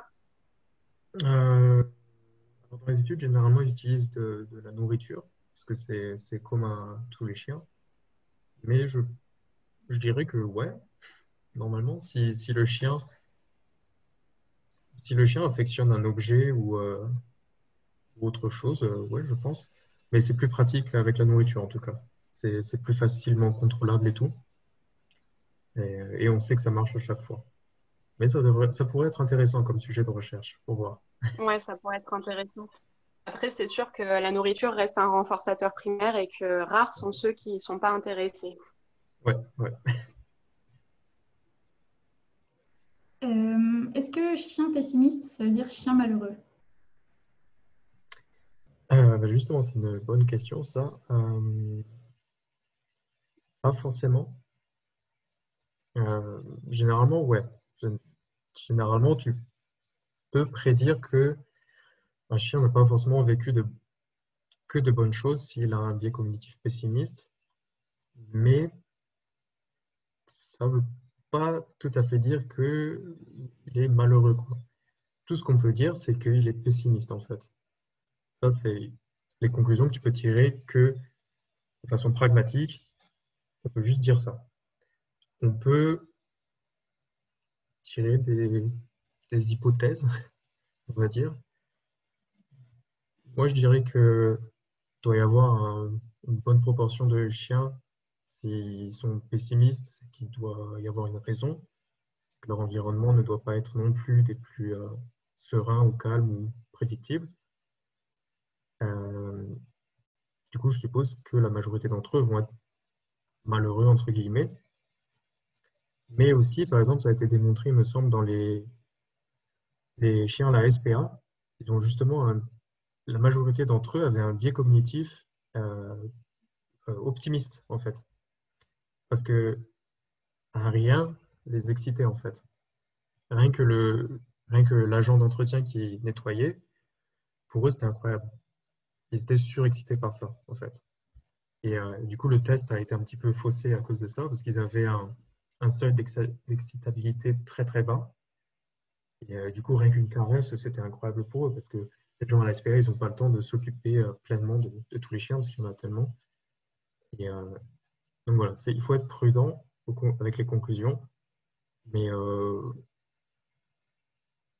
mon avis, c'est que je pense que la plupart sont malheureux s'ils sont pessimistes. Voilà. Du coup, la question, c'était Laurie qui demandait est-ce qu'il y a une part d'inné et d'acquis parce qu'elle a eu 2 chiens qu'elle a traités exactement de la même manière et qui pourtant ont des personnalités différentes. Ouais. Alors, il y a une part d'inné et d'acquis dans la personnalité, dans les traits de personnalité, comme chez les humains. Bien entendu, l'environnement fait la plupart du boulot pour déterminer une personnalité. La personnalité n'est pas fixe dans toute la vie d'un individu, elle peut changer éventuellement. Du coup, c'est tout à fait possible que malgré des environnements identiques, 2 individus se différencient dans leur personnalité, comme chez des jumeaux humains. Il y en aura un qui va être différent de l'autre. C'est pas tout à fait identique, mais c'est à peu près pareil. Est-ce que il y a des études sur les biais cognitifs, notamment sur les chiens, qui ont été menées sur des meutes? Comment ça? C'est-à-dire un comportement, mais par rapport aux autres. C'est-à-dire que soit ils en regardent un et ensuite ils décident de comment ils vont réagir, ou bien soit comment est-ce que le premier réagit au sein de la meute, ou est-ce qu'il y en a qui influencent les autres, tout ça? Ouais. Alors, déjà, un chien, c'est pas vraiment en meute. Oui, enfin, on se comprend. En groupe social. Mais du coup, la meute, c'est les loups. Ça, c'est qu'un détail. À ma connaissance, non. Mais ça serait vachement intéressant de voir quelle est la valence, donc positif ou négatif, euh, la valence qu'un individu a en fonction des autres, en fait, si un individu est de type positif ou négatif. Voilà, quel impact il a sur. Ok, Ouais, d'accord. je dois t'avouer, j'ai aucune idée, mais ça serait vachement cool de faire ça. Ouais. Ouais, dans ma tête, ça faisait des délires là-dessus et je me disais que ouais, il y avait peut-être quelque chose à faire, quoi. Ouais. Je me permets d'intervenir parce que là-dessus, il y a des recherches qui ont été faites donc à Budapest. Je vois qu'il y a Marie qui a parlé de ça, de Adam Niclosi, qui est à Budapest, donc le laboratoire de recherche sur les chiens à Budapest, d'où l'éducateur canin avec qui je bosse vient d'ailleurs. Il a fait sa thèse là-bas. Et donc, on se rend compte, enfin, je ne saurais pas répondre exactement à ta question. Par contre, ce qu'on sait, c'est qu'il y a donc, Claudia Fugazza qui a développé le Do as I Do, donc fait comme je fais. Et il y a plein de recherches là-dessus. Donc, des chiens qui regardent d'autres chiens, que ce soit la mère, un chien inconnu ou un humain, faire quelque chose, va le faire plus facilement en fonction de si c'est la mère, un autre chien ou un humain qui le fait. Donc, en fonction de l'attention aussi qu'il va mettre, il y a plein de choses là-dessus. Et donc, je présume que effectivement, si tu as un chien qui regarde un autre chien faire quelque chose, avec un peu plus d'optimisme ou d'engouement ou je ne sais quoi, il est fort probable que le chien qui regarde, ils ont fait ça avec des chiots essentiellement, que ça ait une influence sur son propre comportement. Dans une des études de Claudia, on voit que quand le chien regarde, quand il y a un humain qui n'a aucun intérêt pour un objet un petit peu bizarre, le chien va être plus méfiant que si la personne a de l'intérêt joyeux, on va dire, pour quelque chose ou une sorte de méfiance. Ça a un impact sur le comportement de l'animal qui t'observe. Donc, je pense effectivement qu'il doit y avoir un impact aussi sur l'optimisme ou l'optimisme, l'inverse, j'arrive plus à trouver les mots. Pessimiste. C'est pas grave. Le pessimisme, merci. Donc, je suis presque sûre qu'il y a un impact là-dessus. Moi, ça me semblerait cohérent, en fait. Ouais, ça semble logique, ça a l'air vachement intéressant, en tout cas. D'autant plus qu'il y a un lien avec le stress, donc le cortisol, qui est senti par les chiens, puisque le chien sent ce que tu citais tout à l'heure. Donc, je vois pas d'opposition à cette. Ça paraît tout à fait logique. Hein. En tout cas, ça a l'air vachement intéressant et je suis tout à fait d'accord avec ce que vous dites. Mais surtout que c'est un test qui est lié à une notion de prise de risque. Donc du coup, forcément, si un congénère est prêt à prendre le risque, ça fait diminuer l'impression que c'est un risque. Exact, ouais. Tout à fait. Et il y a Anaï qui renchérit en disant que c'est aussi le fait que le chien est un animal grégaire. Oui, ouais. Donc, du coup, ça... Oui, c'est sûr, une espèce qui est solitaire va pas apprendre de ses autres congénères parce qu'il les croise jamais. Et du coup, les apprentissages sociaux sont majoritairement vus chez les espèces sociales ou grégaires. J'ai une question, je lève le doigt comme à l'école. Oui. Est-ce que parce qu'on sait que tu as entendu parler du Clever Hands, de l'effet Clever Hands. Rien comme ça. Donc, Clever Hands, c'est l'histoire d'un cheval qui était mis en démonstration dans les cirques, etc., qui savait compter, il savait faire plein de choses. Et on s'est rendu compte qu'en fait, donc ça date des années 70, je ne sais plus, enfin bref. Et donc, dans les cirques, il savait compter. Donc, le gars, il disait 2 plus 2, ça fait combien? Et le cheval, il tapait 1, 2, 3, 4 et tout. Ouais. Et on s'est rendu compte qu'en fait, c'était lié au fait que les animaux ont une capacité absolument extraordinaire à emmagasiner une somme d'informations quasiment invisible à notre œil ou à notre perception, qui fait que le moindre indice, le moindre geste, le moindre mouvement, la moindre respiration d'un être humain est repéré par l'animal et lui permet d'obtenir des réponses extraordinaires. Donc, est-ce que dans tes expériences, tu as pris ça en considération et si oui, comment? Je ne les prends pas en considération parce que les vidéos que j'ai en fait sont pas assez de bonne qualité pour que je puisse les utiliser. Mais il me semble que ça a été utilisé, ouais, dans une étude euh, avec les vocalisations du propriétaire. Et alors, je ne me souviens plus du résultat là.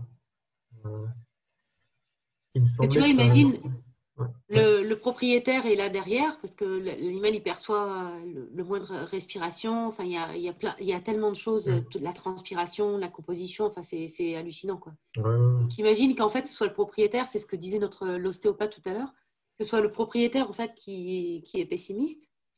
Est-ce que tu penses que dans tes manips, tu as la possibilité d'avoir ce biais-là de l'influence du propriétaire sur le choix du chien par la suite? Ouais, c'est fort probable que j'ai eu quelques résultats biaisés, mais j'ai demandé au propriétaire d'être le plus neutre possible, entre guillemets, c'est-à-dire pas de geste brusque, pas de rien d'incroyable, le plus neutre possible. Mais ensuite, même être le plus neutre possible, ça peut être perçu négativement par un chien parce que il comprend pas. Par exemple, cet individu ne comprend pas et du coup, ça le stresse un petit peu. Il sait pas trop, donc voilà. Et ça, ouais, je pense qu'il y a dû y avoir quelques individus qui ont dû être affectés par le propriétaire, mais je ne saurais pas dire la proportion de l'affect. Ouais.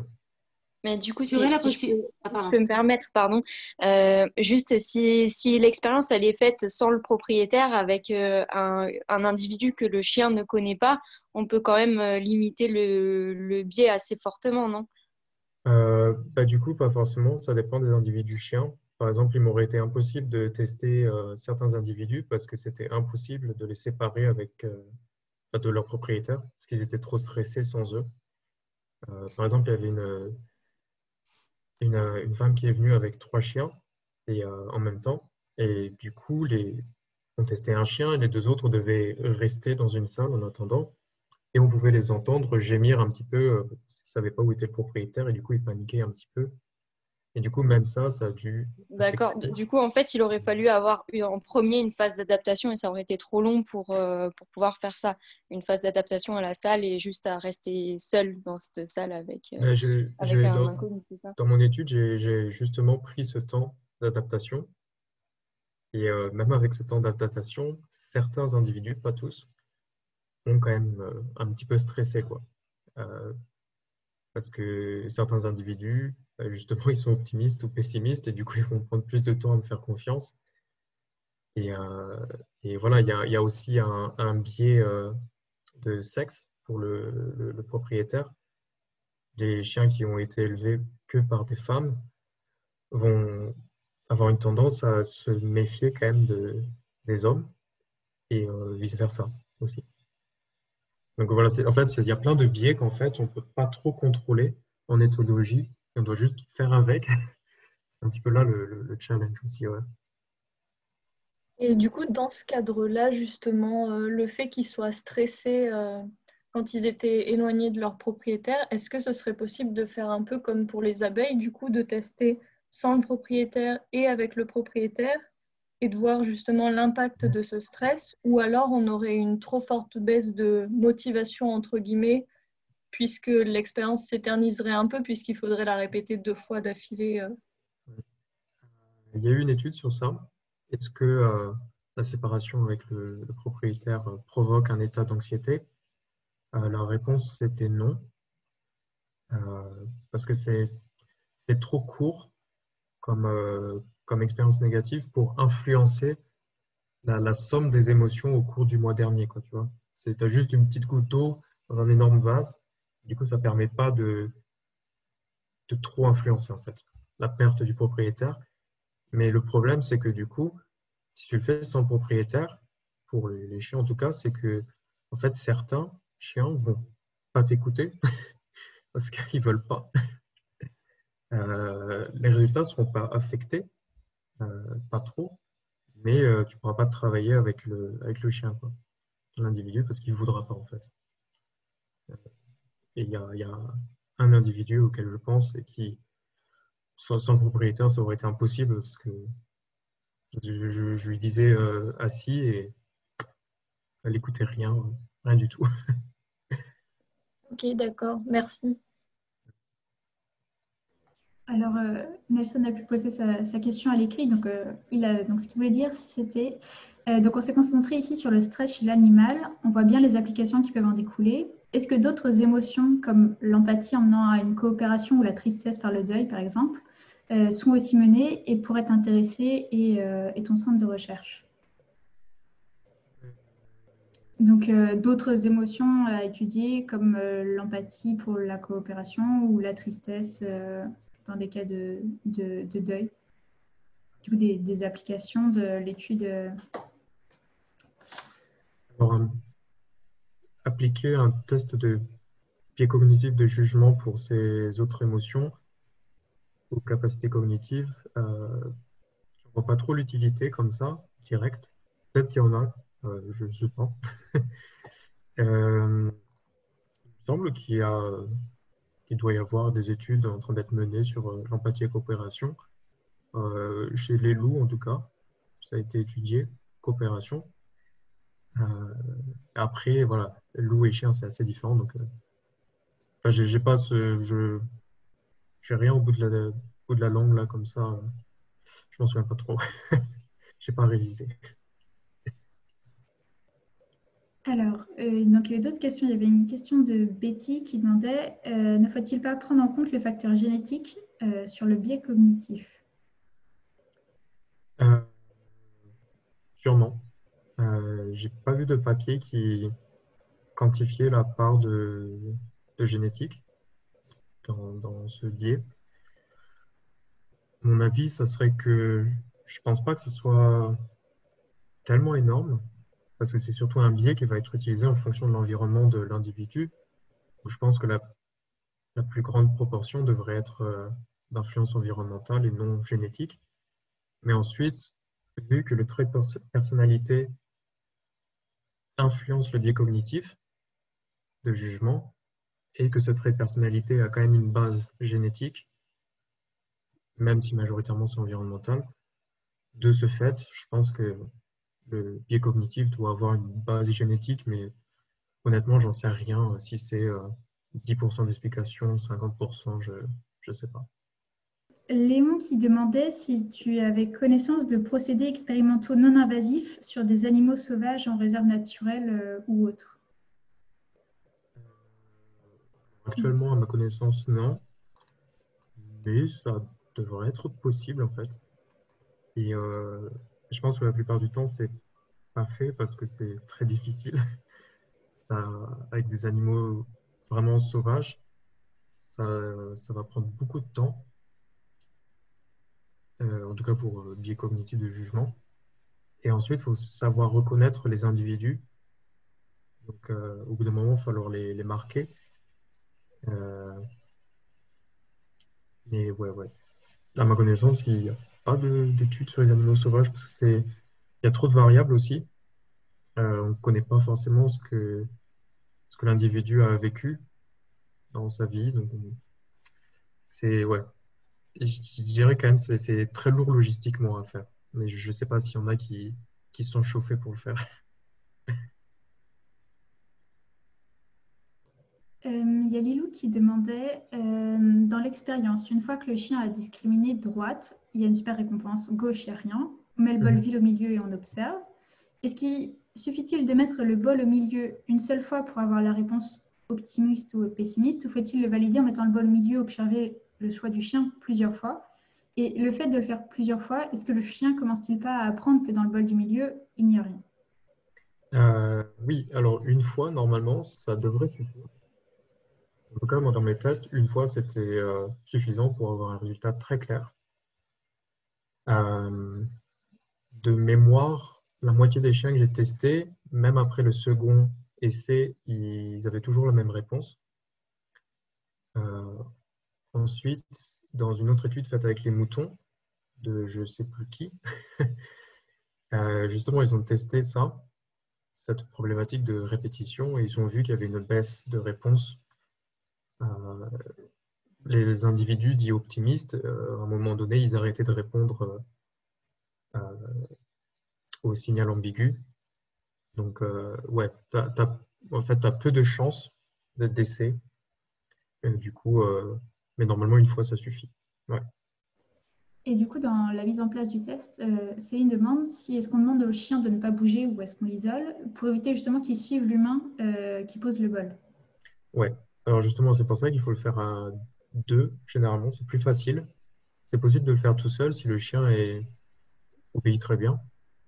Euh, du coup, généralement, en tout cas, ce que j'ai, c'est par exemple, là, tu as le mur avec les bols. Et ensuite, là, c'est le point de départ. Et en fait, le chien va être caché derrière un mur ou derrière un canapé, enfin, tout ce qui peut bloquer sa vue. Et quelqu'un, en fait, va changer de position le bol et mettre ou pas les croquettes. Et ensuite, va revenir. Et, il va aller au point de départ et dire au chien d'y aller. Et le chien va y aller. Mais il n'aura pas vu. Il va entendre des trucs.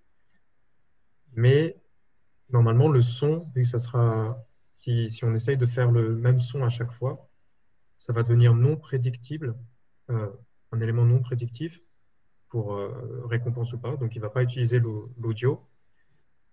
Euh, et l'odeur de la récompense va rester dans le bol. Donc, en fait, il va arrêter d'utiliser son odorat pour prédire une récompense ou pas. Donc, en fait, ça va être que visuel au final, principalement.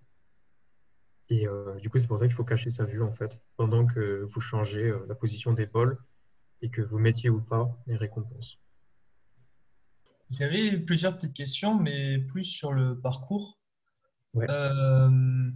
Du coup, je suis en L3 EBO à Montpellier et en fait, je cherche pour faire un master en éthologie.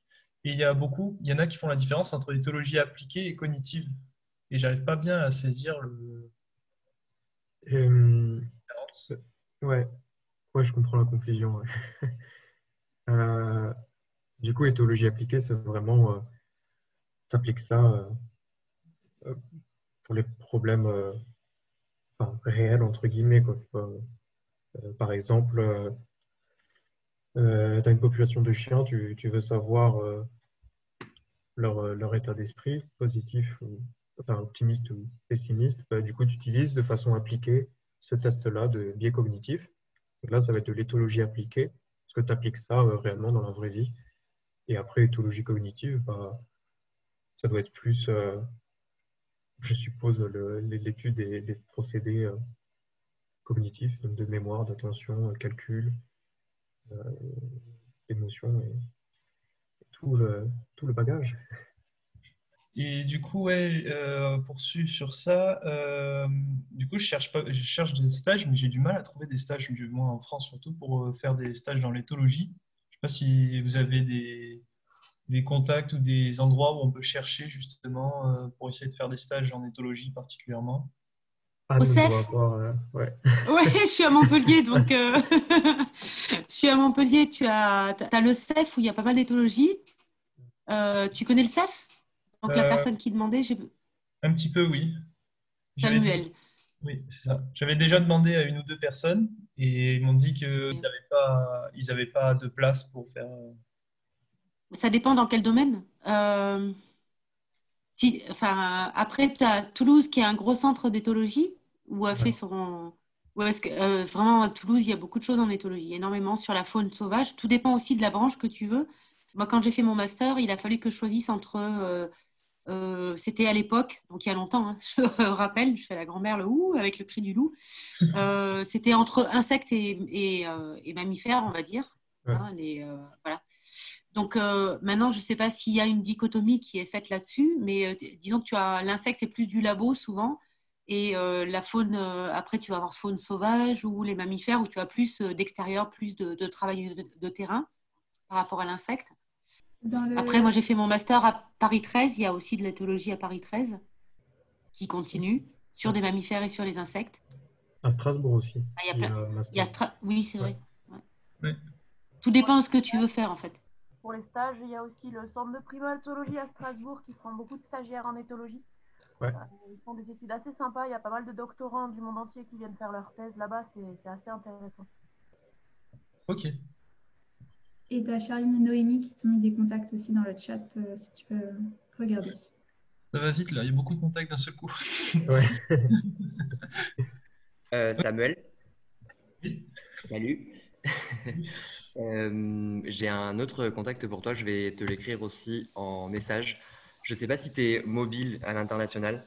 À l'Université du Québec à Rimouski, tu as des chercheurs, enfin en tout cas, ils sont très connus en tout cas au Québec. Mais ça, du coup, donc voilà, c'est de l'éthologie sur des mammifères, mais en Arctique. Du coup, je ne sais pas si tu aimes le froid, je ne sais pas si tu aimes.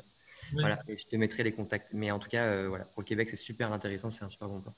Ok, ouais. Oui, justement, c'était ma prochaine question, c'est pour savoir, parce qu'il y a beaucoup, entre guillemets, sur les animaux domestiques, mais j'avais pas de savoir comment ça se passe pour se spécialiser justement dans les animaux sauvages particulièrement. Bah, en fait, c'est surtout suivant les stages que tu vas trouver. Et après, avec ton réseau, etc., une fois que tu auras fait des masters et tout ça, c'est toi qui te dirigeras plus vers les animaux sauvages ou les animaux domestiques. Mais rien ne t'empêchera de changer par la suite. J'ai fait des études sur des animaux sauvages et maintenant je suis sur les chats. Donc, tu vois, Ah je oui, pense ok. que c'est suivant ton expérience et les opportunités que tu peux avoir. Ok, ok. Ok, bah, merci à tout le monde en tout cas. Et tes envies surtout. Je pense Ouais. que Ah c'est oui, beaucoup oui. les Curiosité. envies aussi de savoir ce que tu as envie de faire quoi, dans ta vie, c'est-à-dire bouger à l'extérieur, être dans la campagne ou être dans un laboratoire à faire des études, quoi. Mais justement, moi, c'est À plus réfléchir. bouger que rester en laboratoire. Donc, c'était pour ça que j'avais peur de m'enfermer, entre guillemets, dans le laboratoire et plus trop être en contact avec Ouais. l'extérieur. On a une dernière question dans le chat de Juliette Ouais. qui dit beaucoup d'animaux sont traumatisés du vétérinaire et malgré le fait de leur offrir une récompense à la fin de la visite, ça ne suffit pas. Avez-vous étudié le fait de comment rendre ce lieu moins anxiogène pour eux? Ou est-ce que c'est un travail à faire sur les propriétaires qui inciterait aux pessimistes de ce comportement envers ce lieu? En bref, Ouais. comment faire pour pouvoir travailler sur ce trauma-là? Ouais. Alors, c'est beaucoup de variables à prendre en compte. Euh, Déjà, pourquoi ils n'aiment pas le veto? Parce que c'est le veto, malheureusement, il va devoir faire des choses que le patient n'aime pas. Par exemple, un truc tout bête, prise de sang, vaccination. C'est une piqûre. Beaucoup de gens n'aiment pas les piqûres, moi y compris. Et rien que des humains, aller se faire piquer un truc comme ça nous stresse. Alors imaginons ce que le patient ressent, l'animal qui n'a aucune idée de ce qui se passe, il va stresser encore plus. Et en fait, pourquoi une récompense comme ça, une croquette par exemple pour un chien, peut ne pas marcher? C'est qu'en fait, c'est encore avec ce concept de science, c'est que l'événement négatif est beaucoup plus fort que l'événement positif de la croquette en fait. Parce que là, c'est un mal physique qu'il a actuellement. Donc, le cerveau va se concentrer sur ça, quoi, en fait. Quelqu'un me fait mal, je me concentre sur ça, quoi. Je ne vais pas m'occuper de la croquette toute gentille. Donc voilà, ça, c'est une des raisons pour laquelle un patient ne va pas accepter de récompense. Ça ne va pas marcher parce que justement, le vétérinaire, bah, il fait son boulot et malheureusement, forcément, bah, le patient va être stressé et bien entendu, ça crée bah, une peur viscérale du lieu de chez le vétérinaire, et aussi parce qu'il y a des odeurs des autres patients qu'eux aussi ont été stressés, du coup ça reste dans l'air, eux le sentent, du coup ça rajoute encore plein de trucs en étage. Et il y a un truc que les propriétaires peuvent faire, en fait, c'est habituer leurs compagnons à avoir la patte prise comme ça, vous pouvez faire semblant de couper les ongles, semblant, ou si vous voulez couper les ongles, si vous avez l'outil, vous savez comment faire, vous pouvez le faire sur votre chien, comme ça, une fois chez le veto, le chien est déjà habitué, il aura moins peur. Vous pouvez aussi utiliser une fausse seringue, dire au chien de s'arrêter, de tirer légèrement la peau, de faire semblant de piquer, et voilà. Ça habitue au chien d'avoir un truc qui va le piquer. Euh, donc ça permet de... En fait, tout ce qu'on peut faire, c'est réduire le stress, mais le stress, enfin, forcément, il va être là au bout d'un moment parce que c'est quelqu'un d'inconnu qui va vous manipuler. Vous n'avez aucune idée de pourquoi. Vous ne comprenez pas ce que disent les autres. tant que chien, donc ça doit être beaucoup de stress.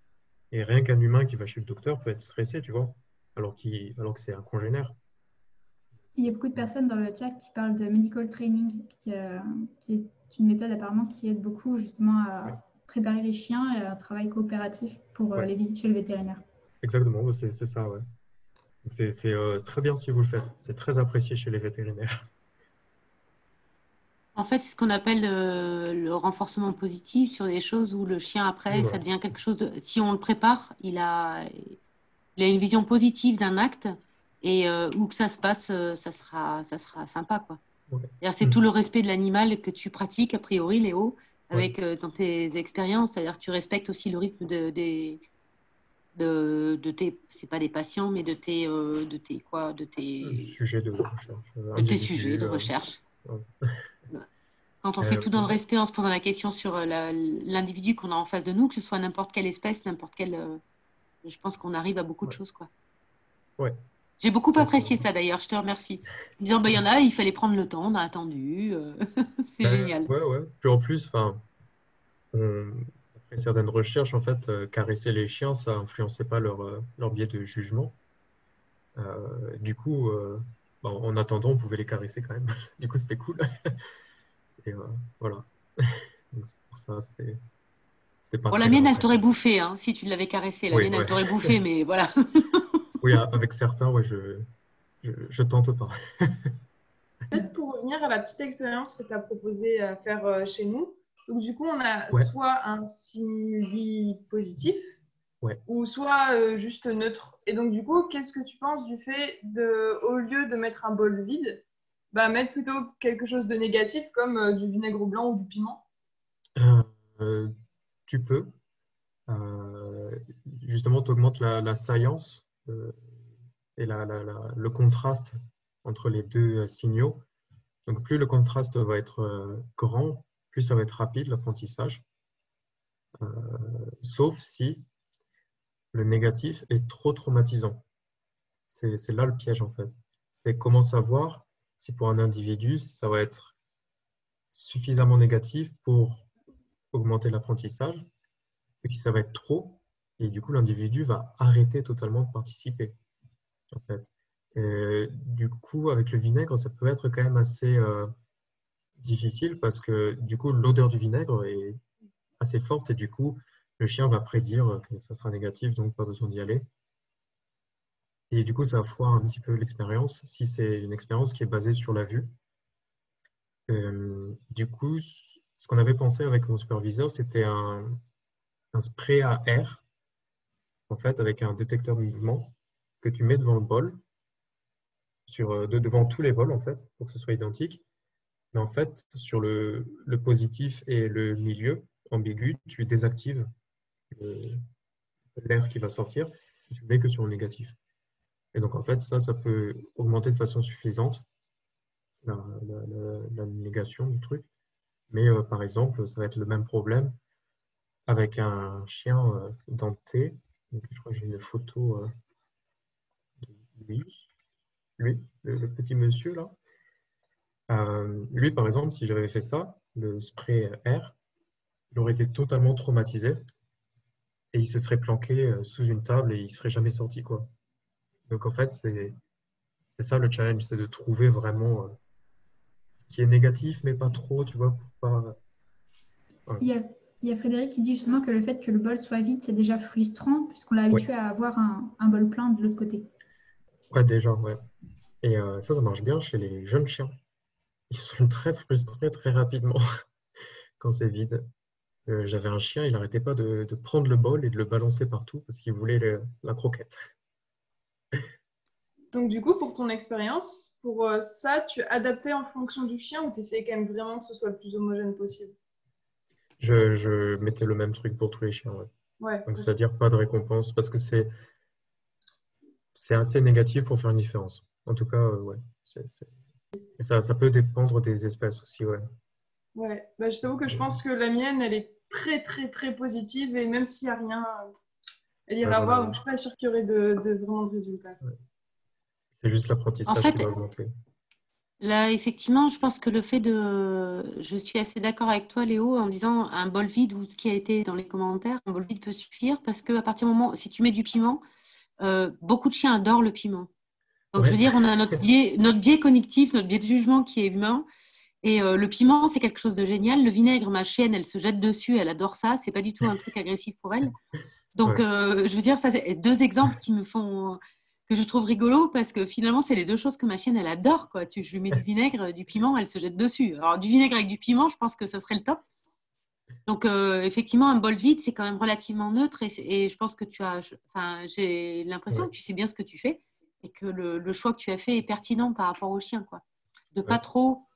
C'est quelque chose qui est relativement neutre pour que l'individualité du chien n'entre pas en considération dans ta manip, en fait. Ouais, voilà, c'est ça le plus important. Euh, Même si après, voilà, un biais cognitif, c'est quand même individuel. Et si vous le faites chez vous, voilà, vous connaissez normalement votre chien, vous savez ce qu'il aime pas, donc vous pouvez aviser. Mais par exemple, Dante, ce chien-là, voilà, on savait que rien lui fait peur. Genre, vraiment rien.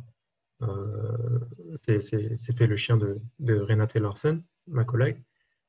Et nous, par exemple, ça a mis 3 mois, en tout cas, pour qu'il soit dans la même pièce que nous.